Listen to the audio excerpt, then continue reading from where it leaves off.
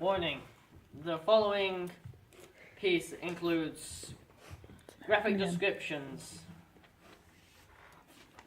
flashing lights that may cause epilepsy or seizures, and satanic.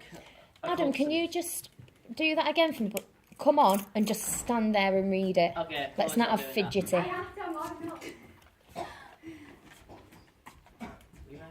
then now do it again.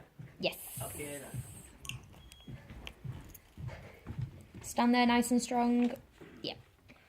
Warning.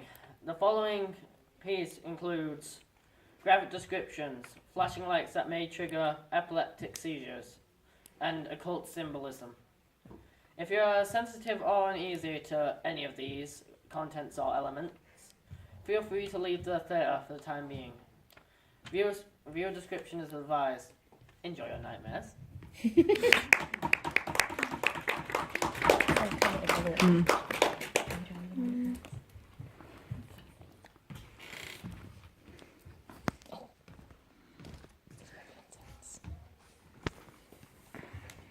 Upstairs. When I was a child, I lived in a rented 2-floor house. Both my parents worked, so I was often alone when I came home from school. One early evening, when I came home, the house was still dark. I called out, "Mum?" And I heard a voice say, "Yes," from upstairs. I called my mum again, and again got the same "yes" reply. I felt she was calling back at me, and I climbed up the stairs. When I reached the first floor, I called her once more, and the voice "yes" came from the furthest room. I felt both uneasy, but also felt a strong urge to see my mother, and started to walk towards the room. But just as I was about to open the door into the room, I heard the front door downstairs open and my mother come in, carrying a lot of shopping bags. "Sweetie, are you home?" my mother called in a cheery voice. Hearing her voice made me feel instantly better, and I turned back to go downstairs at once, but not before I had a quick glance towards the room. While I watched from the top of the stairs, the door to the room slowly opened a crack. For a brief moment, I saw something strange in there, a pale face staring back at me.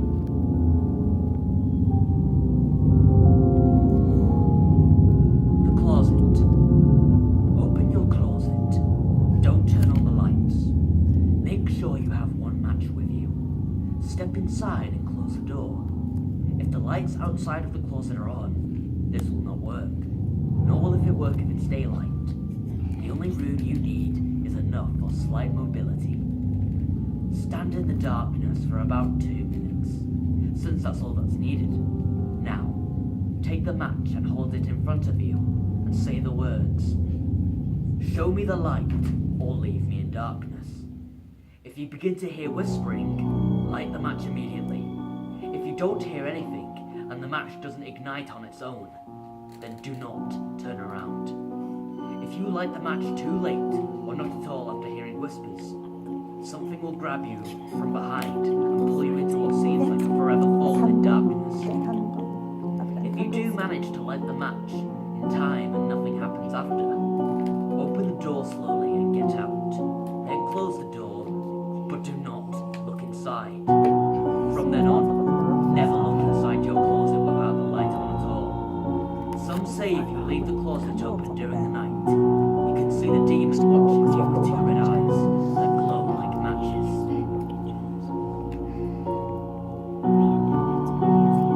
Messages. It's early in the morning. The sun won't be up for another couple of hours. You're fast asleep in bed, lost in a dream. When the phone rings, rather than waking up, you roll over and cover your head with a pillow. Hours pass. The sun rises. The phone is ringing. When you wake up, your alarm clock is blaring and the phone is ringing. By the time you will yourself to turn off the alarm, the phone has stopped ringing. You realize that it's been ringing all morning. You slide out of bed and press the blinking red button on your phone as you stumble into the bathroom. The phone beeps, followed by a friendly electronic voice. Hello, you have 666 new messages. Message 1. The phone beeps again, and you're not prepared for what happens next. Screaming. You spin around, thinking she's right there behind you. There's pure terror within her screams, accompanied by another disturbing noise. You stand there horrified about 10 seconds. Screaming gives way to hysterical gargle, crying before dying out, with the sound of spilling meat and tearing flesh. The phone beeps again. You're shaking. Message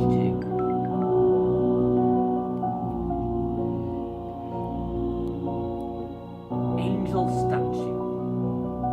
A few years ago, a mother and a father decided they needed a break, so they wanted to head out for a night on the town. They called their most trusted babysitter. When the babysitter arrived, the 2 children were already fast asleep in bed, so the babysitter just got to sit around and make sure everything was okay with the children. Later that night, the babysitter got bored and wanted to watch TV. But she couldn't watch it downstairs because they did not have cable downstairs. The parents didn't want the children to be watching too much garbage. So she called them and asked if she could watch cable in the parents' room. Of course, the parents said it was okay. But the babysitter had one final request. She asked if she could cover up the angel statue outside of the bedroom window with a blanket or a cloth, or at the very least, close the blinds, because it made her nervous. The phone line was silent for a moment.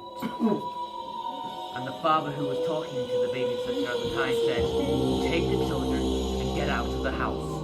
We will call the police. We do not have an angel statue." The police found all 3 of the house occupants dead within the 3 minutes of the call. No angel statue was ever found. Bad dream. Daddy, I had a bad dream. You blink your eyes and pull up on your elbows. Your clock glows red in the darkness. It's 3:23 a.m. Do you want to climb into bed and tell me all about it, sweetie? No, Daddy. The oddness of the situation wakes you up more fully. You can barely make out your daughter's pale form in the darkness of your room. Why not, sweetie? Because in my dream, when I told you about the dream, the thing wearing Mommy's skin sat up. For a moment, you feel paralyzed. You can't take your eyes off of your daughter. The covers behind you begin to shift.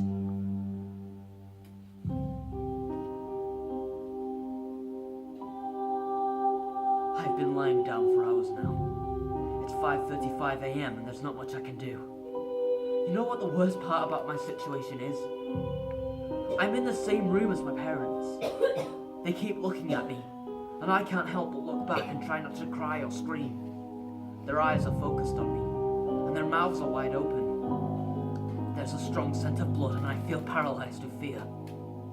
Here's the thing. The second I make any hint that I'm not asleep anymore, I'm completely screwed. I will die, and there's nobody around to save me. I've been trying to think of a way, but the only idea I have is to rush out from the front door and scream for help, hoping any neighbors would hear me. It's risky, but if I stay here, I'll surely die. He's waiting for me to wake up and see his masterpiece. You're probably wondering what's going on. I do tend to get ahead of myself sometimes. About 3 hours ago, I heard screaming from the other side of the house. I got up and went to check on the noise before realizing I had to use the bathroom. Instead of doing the smart thing and investigating, I used the bathroom first. I could have got myself killed right then and there for my stupid actions. I did my business and took a peek outside of the bathroom. There was blood on the carpet. I got very worried and ran back into my room, hiding underneath the sheets like the wuss I was. I tried to convince myself to go back to sleep, that it was just some really vivid dream or something. But I heard my bedroom door open.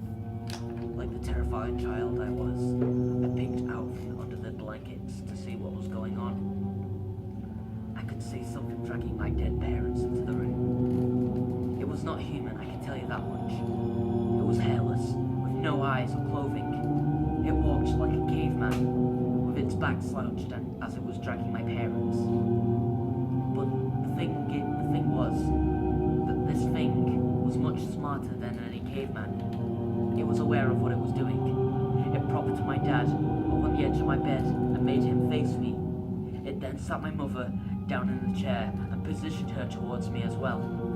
It started rubbing its hands against the wall, staining them with blood, and then drew a circle with the devil's pentagram in it. This thing had made what it would probably call a masterpiece. To finish it off, it scribbled a message into the wall that I could not read due to the darkness. It then positioned itself under my bed, waiting to strike. The scariest thing is that my eyes have adjusted to the darkness. Since then, I can read the message on the wall. I don't want to look at it because it's terrifying to think about, but I feel I need to see it before I'm killed. I peek at the creature's masterpiece. The message on the wall said, "I know you're awake.